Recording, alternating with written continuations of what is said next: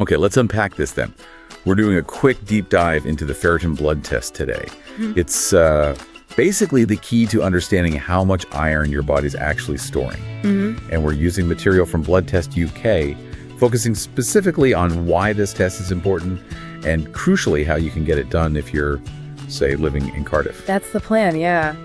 We want to really get into the clinical side of ferritin. It's a protein, and you can think of it like your body's iron savings account. A savings account, I like that. Simple. It tells doctors how much iron you've got sort of tucked away for when you need it. Makes it really useful tool for diagnosis. Right, so it helps spot two main things. Yeah. Like not enough iron anemia and too much iron overload. Exactly.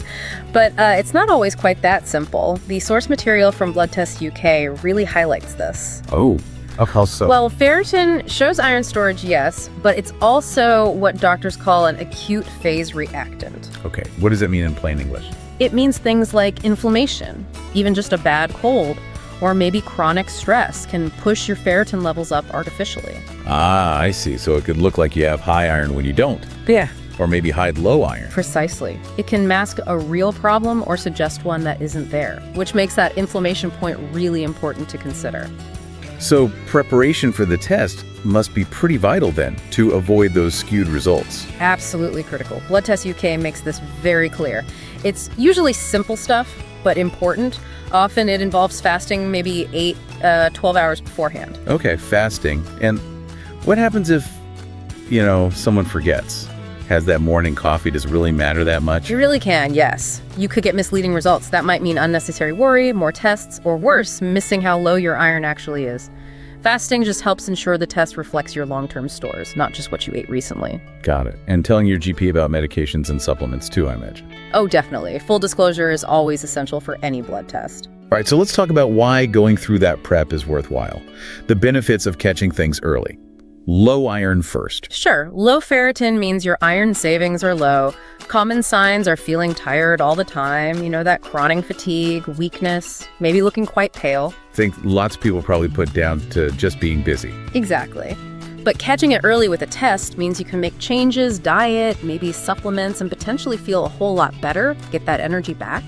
And on the flip side, high ferritin. You mentioned that could be serious. It certainly can be. High levels might point towards things like liver disease or a condition called hemochromatosis. Hemochromatosis, what's that exactly? It's often genetic. Basically, your body absorbs too much iron from your food and stores the excess in places it shouldn't, vital organs. And that buildup causes damage over time. Yes, serious damage if it's not diagnosed and managed.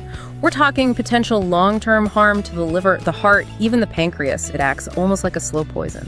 Wow. Okay, so regular testing sounds like the main defense against that kind of long-term damage. It really is. Proactive monitoring is key. Which brings us back to Cardiff. If this detection is so important, how do people actually access the test there? What are the options?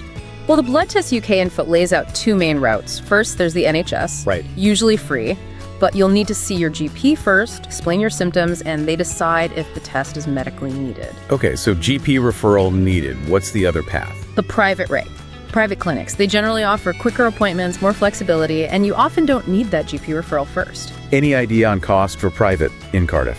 Based on the Blood Test UK data, you're typically looking at somewhere between, say, £50 and £150. It can vary a bit clinic to clinic. Right, so there are options depending on urgency and preference. But getting the result is one thing, understanding it is another. Are the normal levels the same for everyone? No, not at all. There's a significant difference. For men, the typical range is quite wide, maybe 20 up to 500 nanograms per milliliter. 500? Wow. Yeah. But for women, especially premenopausal women, it's usually a much tighter range, maybe 20 to 200 ngml. Why such a big difference? It's largely down to physiology. Things like menstruation mean women typically lose iron regularly, keeping average stores lower.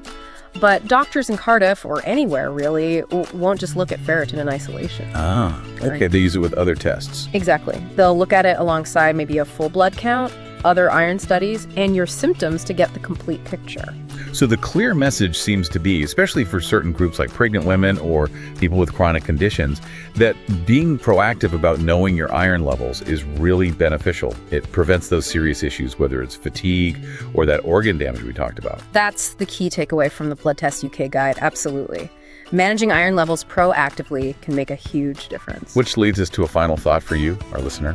Given that the preparation is fairly simple, and catching things early, high or low iron can prevent really serious long-term health problems, or just make you feel drastically better. It really poses the question, doesn't it? What steps are you taking to find out what's actually going on in your own iron savings account?